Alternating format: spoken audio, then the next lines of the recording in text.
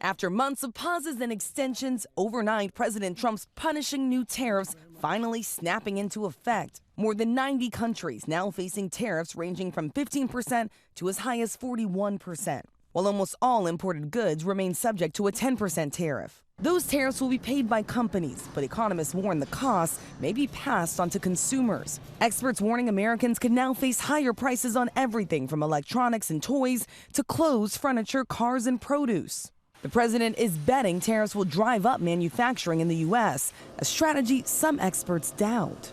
Under the Trump administration, we're doing everything possible to make this the best place on earth to build a factory or grow businesses. Tech giant Apple responding to the president's demands.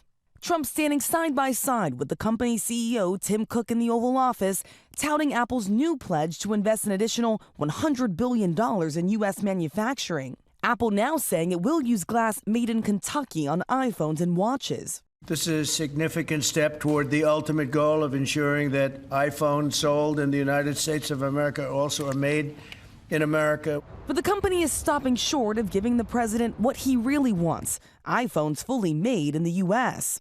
Experts say it's not realistic to make an iPhone in America because of lack of infrastructure, workforce, and supply chain.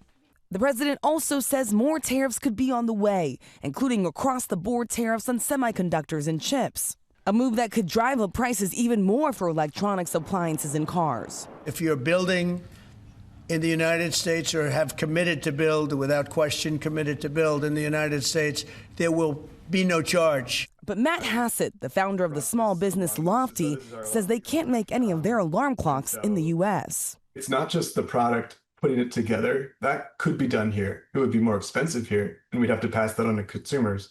But there's no network here for all these suppliers of these components. And as the president hopes to turn up the pressure on Russia, he says he will now be doubling the tariffs on India, raising them from 25% to 50% in the coming weeks. He says that's punishment because the country continues to buy Russian oil, guys. All right, Rachel, thank you so much for that. But Rebecca, all eyes are on the market this morning. Yeah, all eyes on the markets. They seem to be taking it in stride, mostly because this was already anticipated. It's not a big surprise at this point.